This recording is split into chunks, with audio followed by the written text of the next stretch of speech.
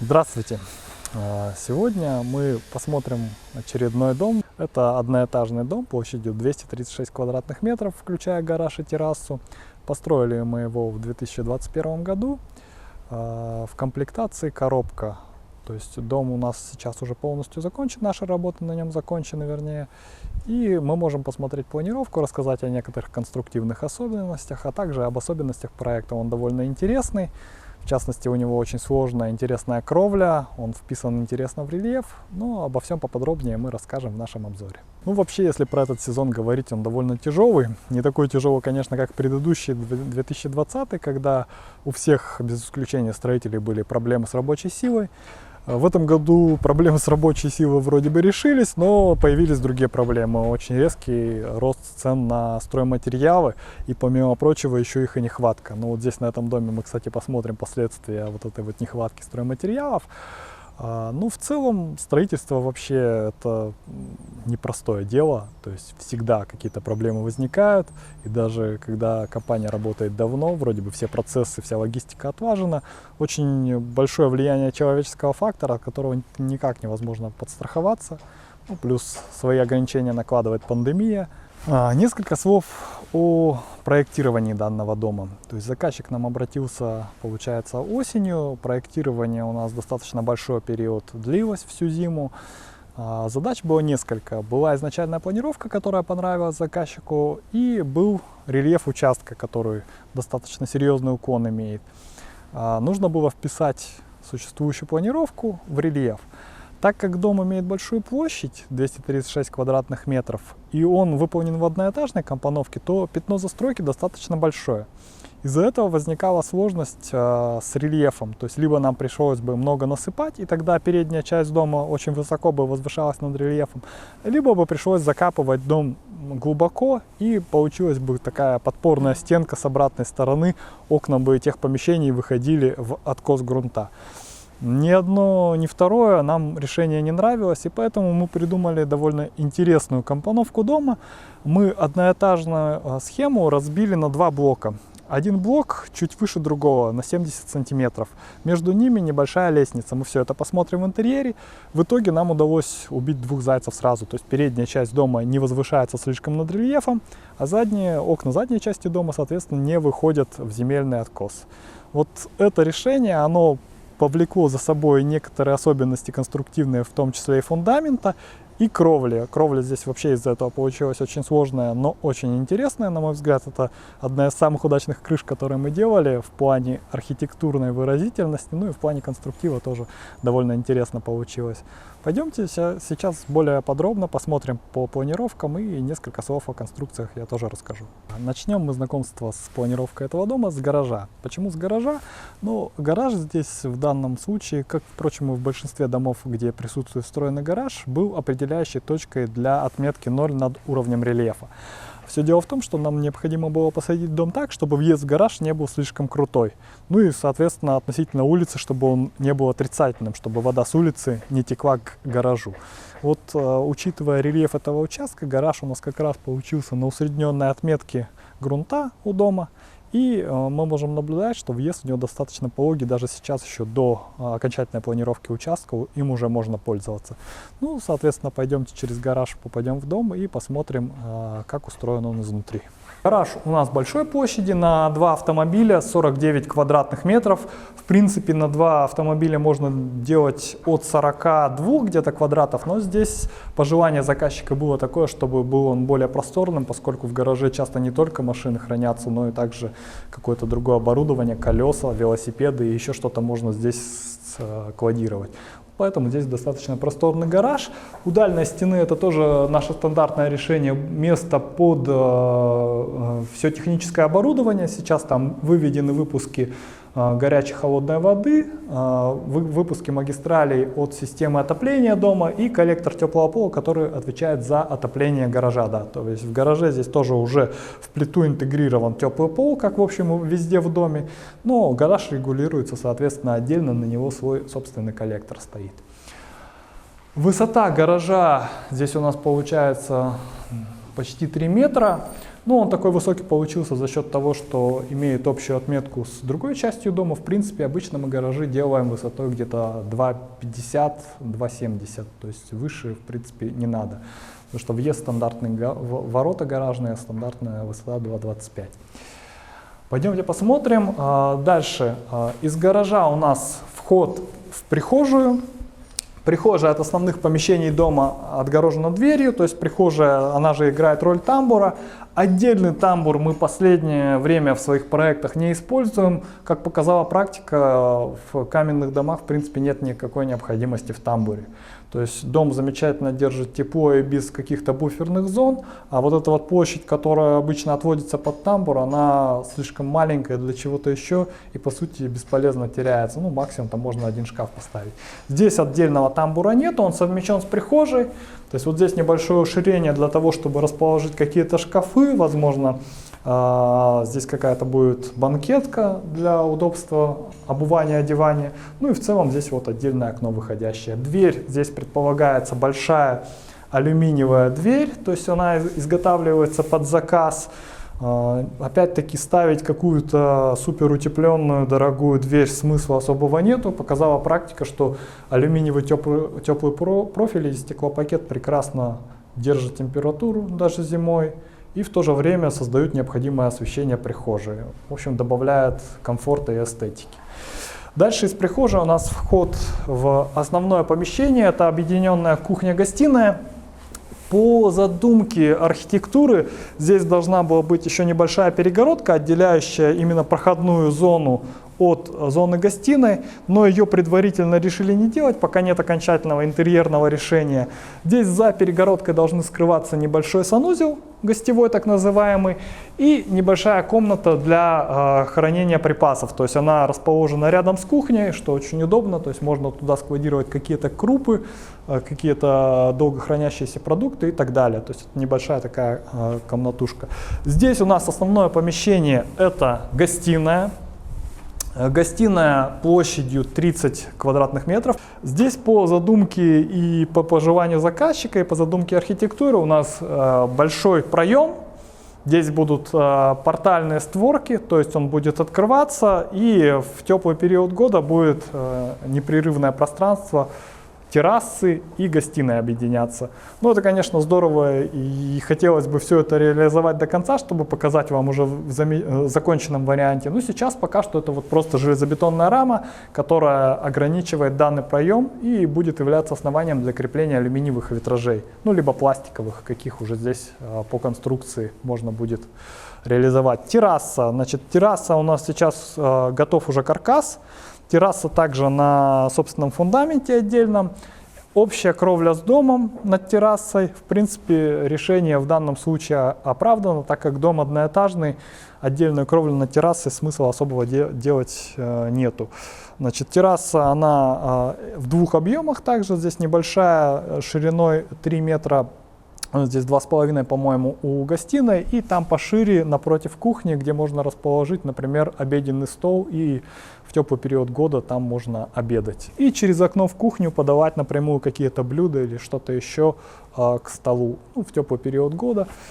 Две лестницы на террасу имеются, как на задний двор, так и на передний, но они видно, что по рельефу немножко отличаются, планировка хотя еще не закончена, но в целом все каркасы, все фундаменты уже готовы, осталась только финишная облицовка террасы террасной доской, либо дёкингом, там здесь уже будет зависеть от пожеланий заказчика. Несколько слов о террасе хотелось бы сказать, потому что это тоже одна из таких центральных задач была поставлена заказчиком. Перед началом проектирования мы выехали на участок и обсудили, как мы посадим дом на участок, какие моменты нужно обязательно учесть в проекте. И вот терраса была одним из таких моментов. То есть по желанию заказчика, по его представлениям, должна быть, во-первых, терраса с продолжением как бы гостиной, ну, для чего служит, собственно, портал, да, и с террасы должен открываться вид дальше там на лес, на участок, ну и вот здесь на всю эту красоту. Соответственно, задача была в том числе, чтобы терраса не сильно возвышалась над поверхностью, потому что лишние ступеньки с террасы тоже никому не нужны, это не очень удобно. Ну и в то же время она позволяла обозревать окрестности, так сказать. Ну, на наш взгляд, мы очень удачно справились с задачей, заказчик тоже остался вполне доволен террасой, которая получилась. Ну, в законченном виде, я думаю, она будет смотреться еще интереснее, когда будет облицовка, когда будет ограждение, когда будет портальное остекление. Ну, здесь у нас, соответственно, рядом с гостиной кухня-столовая, то есть здесь есть место для стола отдельно, есть место для кухонного гарнитура, там уже есть вывод под канализацию, то есть коммуникации подведены основные, выпуск вентиляции сделан, смонтирован. Кухня, в принципе, у нас подразумевает прямую планировку, но угол позволяет, можно сделать и угловую или какую-то другую конфигурацию. Это уже по желанию заказчика. Визуально она отделена у нас железобетонной рамой, но это как бы необходимость конструкции, но в то же время это можно как-то в интерьере обыграть, чтобы разделить пространство гостиной от кухни, в том числе и интерьерно. Ну а вот здесь вот самое интересное начинается, то есть то, о чем я упомянул уже ранее, второй уровень. То есть у нас дом состоит из двух блоков. Нижний уровень – это гараж, прихожая, кухня, гостиная, а верхний уровень – это так называемый спальный блок. Между ними у нас 70 сантиметров разницы. Но в целом это как раз позволило нас разместить дом на рельефе, не закапываясь и не делая большую насыпь. Сейчас мы пойдем посмотрим планировку спального блока и посмотрим по помещениям, поподробнее остановимся на каждом. Мы находимся на втором уровне нашего дома. Это, как мы его называем, спальный блок. Здесь расположены все спальные помещения, а также основная ванная комната общая. И дальше посмотрим, есть так называемая master bathroom, то есть хозяйская спальня отдельная со входом исключительно из спальни хозяев.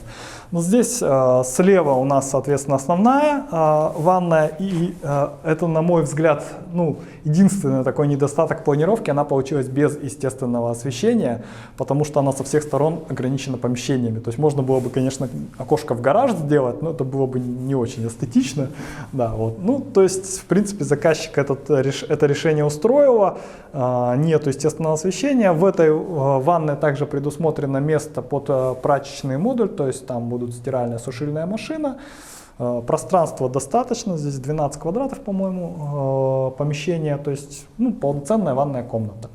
Здесь у нас мы имеем две спальни, они около 17 квадратов, насколько я помню. Ну, это могут быть как гостевая спальня или детская комната, то есть площадь позволяет расположить здесь, в общем-то, все что угодно. Вот, большое окно. Вот здесь можно наблюдать, что окно у нас сейчас подоконник на уровне земли, естественного рельефа, но там все равно будет еще небольшая планировка и отсыпка, то есть немножко ниже земля опустится. Если бы мы не разбили дом в двух уровнях, его не сделали, то у нас бы это окно просто ушло в землю, то есть мы бы не смогли в такой конфигурации дом разместить. Здесь, благодаря вот этому решению двух уровней, у нас, в принципе, окно выходит выше уровня земли. Видно, что здесь сейчас вполне себе хорошо освещено помещение, то есть солнце сюда попадает, ничего не препятствует. В общем-то, наша идея сработала. Вторая спальня, получается, или вторая детская, имеет точно такого же размера окно, но немножко по-другому расположена, вдоль получается. Ну, в принципе, площадь та же, то есть никаких конфликтов между детьми быть не должно по выбору спальни. Да? То есть здесь немножко другой интерьер, возможно. Такое же абсолютно окно также выходит выше уровня грунта. Кстати, хотелось бы остановиться на трудностях строительства в данном сезоне. С чем мы столкнулись. У нас этот дом, впрочем, это не единственный дом в этом сезоне, но он построен из двух разных видов газобетонного блока. Вот здесь мы можем наблюдать блок другого производителя. Я сейчас не буду ни рекламу, ни антирекламу создавать, но первый уровень мы построили из одного блока, на второй уровень у производителя блок закончился. Несмотря на то, что он был оплачен нами, нам пришлось оперативно решать вопросы, чтобы не сорвать сроки строительства. Мы закупили за свой счет, получается, блок у другого производителя. Этот блок, к сожалению, оказался худшего качества, но он, по крайней мере, обладает всеми теми же теплотехническими характеристиками, и использовать его для строительства можно. Эстетика очень сильно страдает. Впрочем, после штукатурки и отделки стен будет совершенно все равно, из какого блока какой этаж построен. И последнее помещение — это хозяйская спальня, да, master bedroom. Здесь мы посмотрим. То есть вот это вот пространство у нас изначально предполагалось отдать под холл, но посовещавшись с заказчиком, мы его включили в так называемую часть, с частью спальни сделали, и вот это вот пространство под шкаф оставлено. То есть здесь можно достаточно большой шкаф-купе расположить, и в принципе гардеробная такая небольшая получилась. Да? Здесь у нас коллектор, отвечающий за систему отопления второго уровня, а вот это основная, получается, или хозяйская спальная комната. Здесь у нас два окна.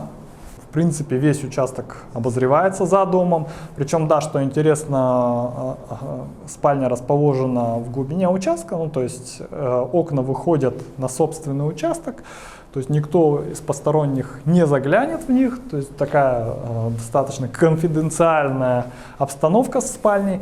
И здесь то, что мне очень нравится, есть собственная ванная в этой спальне, да, то есть она, в принципе, достаточно просторная, можно сказать, запланирована. То есть, собственно, здесь у нас раковина, душевая кабина, здесь унитаз. То есть можно расположить любую сантехнику, площадь позволяет. Есть естественное освещение, окно, то есть здесь все, в общем, здорово. Мне кажется, это одно из таких удачных решений. Да, кстати, хотел обратить внимание, перегородки мы в этом доме все в спальных комнатах делали из блока на 200. Это значительно повышает их звукоизоляцию, то есть, и добавляет, соответственно, комфорта. В принципе, я бы, наверное, призвал на этом не экономить, то есть из практики у нас уже есть отзывы от клиентов, да, что перегородки на 200 намного более лучше изолируют. Здесь действительно нужно сделать такую ремарку для людей, которые не жили в собственном доме, а до этого жили только в квартире. У них вообще нету, скажем так, представления о том, насколько в собственном доме тихо. Особенно в современном каменном доме, да, то есть хорошо построенном, хорошо теплоизолированном и звукоизолированном.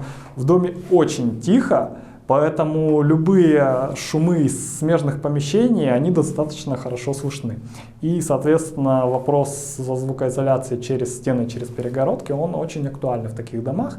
В последних проектах, по крайней мере, между смежными спальными комнатами и между спальной и санузлом мы стараемся делать перегородки большей толщины. Традиционно несколько слов о конструкциях этого дома. В принципе, помимо того, что он в двух уровнях, о чем я уже упомянул, здесь особо каких-то ноу-хау у нас нету.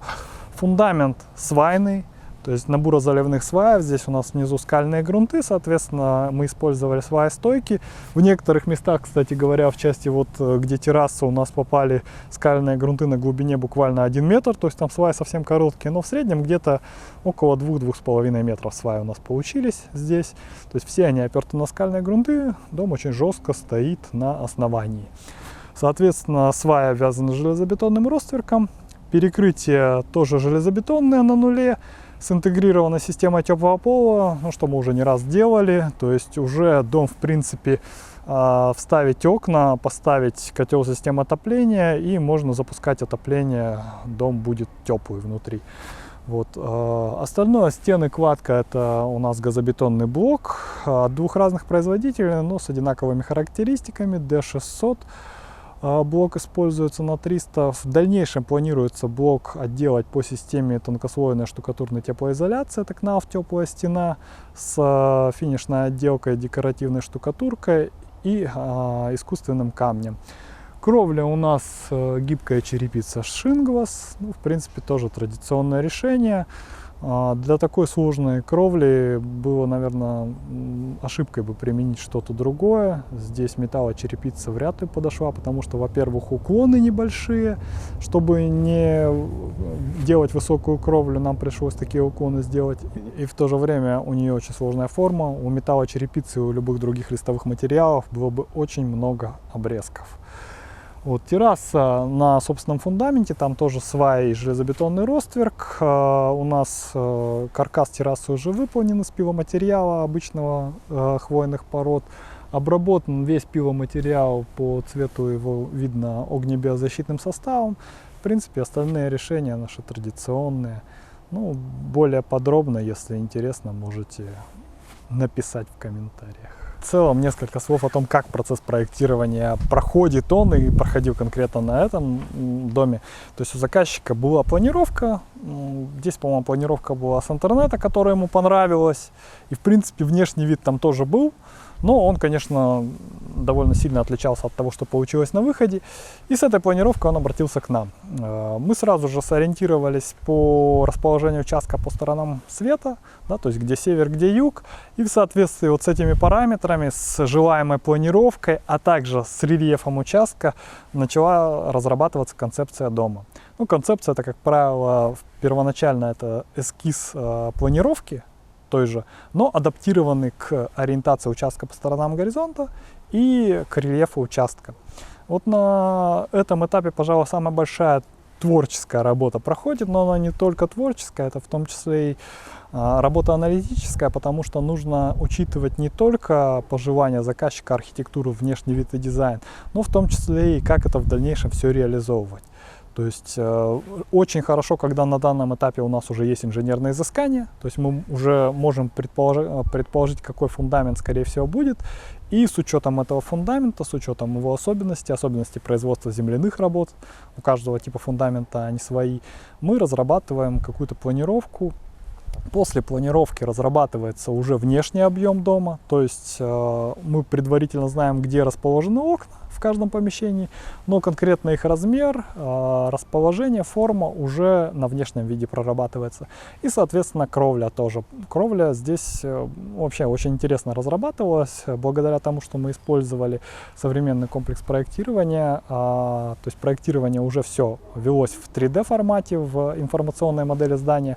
Было разработана как бы отдельно кровля для нижней части здания, отдельно кровля для верхней части здания. И потом путем смещения этих кровлей была найдена плоскость, на которой они сочетаются. Это будет, кстати говоря, видно сверху, ну, на кадрах с квадрокоптера. Да, то есть у нас такое решение появилось, когда мы две кровли свели в одной плоскости, после чего уже эта общая объединенная плоскость, общая объединенная кровля, прошу прощения, являлась основой для стропильной системы. Соответственно, конечно, стропильную систему этого дома тоже было бы интересно посмотреть, но сейчас мы туда не поднимемся, поскольку там высота очень небольшая, уже уложен утеплитель чердачного перекрытия, по нему ходить не рекомендуется. Поэтому для вас вот только законченный вариант данной кровли, я думаю, тоже будет смотреться очень интересно. Важно, конечно, уют, удобство, комфорт, какие-то основные моменты. Проблема, я уже неоднократно об этом говорю, что большинство заказчиков вообще не представляют, что такое жить в собственном доме. То есть у них есть какие-то представления о том, как живется в квартире, и исходя из этих представлений, они пытаются влиять на планировку и на архитектуру. Очень многие вещи, они, скажем так, ошибочны, то есть стереотипы ошибочные, особенно в части там размера некоторых помещений. К нам часто приходят заказчики и говорят: зачем вы нам делаете ванную комнату там 10 квадратных метров, у нас вот дома 4 квадрата, нам все хватает. Ну, это немножко другое, идеологически другое, да, то есть ванная комната большая, когда люди ею попользуются, они понимают, насколько это здорово и комфортно, что это не просто санузел, который в блок-секциях, да, везде у нас присутствует, это именно ванная комната, то есть это полноценное помещение, оно красивое, может обладать собственным интерьером, а не исключительно функциональное, там, чтобы зайти помыть руки там, или почистить зубы.